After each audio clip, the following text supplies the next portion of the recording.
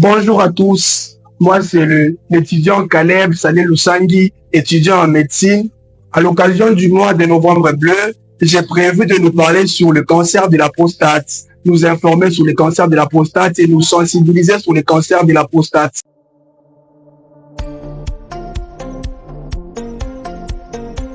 En effet, un cancer, c'est une multiplication anarchique et désordonnée des cellules. Pour le cancer de la prostate, c'est une multiplication désordonnée anarchique au niveau des cellules, prostatiques.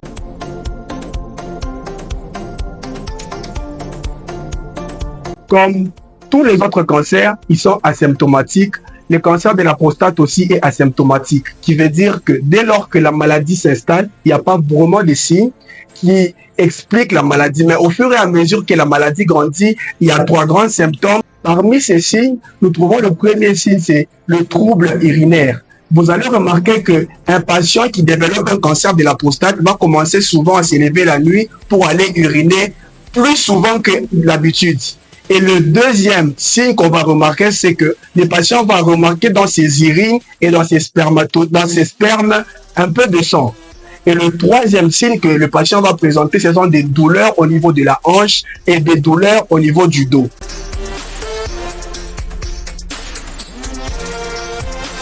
Le premier facteur à risque, c'est l'ethnie. Comme pour nous, les hommes noirs, nous avons une grande probabilité de développer un cancer de la prostate. Le deuxième facteur à risque, c'est l'âge. Les études ont montré que les hommes de plus de 50 ans ont une grande probabilité de développer un cancer de la prostate. Et le troisième facteur à risque, c'est les antécédents familiaux ou encore l'hérédité. Pourquoi? Lorsque vous avez un ancêtre qui a développé un cancer de la prostate, les probabilités sont aussi là ou élevées pour que vous puissiez développer un cancer de la prostate.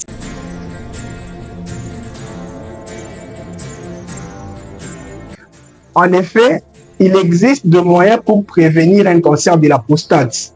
Donc, je cite des activités sportives pour maintenir un état général de santé. Et il existe aussi un moyen qui peut nous permettre de prévenir un cancer de la prostate, la nutrition. Lorsque vous mangez très bien, ça peut aussi vous aider à prévenir un cancer de la prostate. Pour le dépistage, le médecin peut procéder à une biopsie de la glande prostatique. Le médecin peut aussi procéder à un toucher rectal pour voir s'il y a une masse qui va se développer. Et le médecin peut aussi procéder à la méthode qu'on appelle le PSA.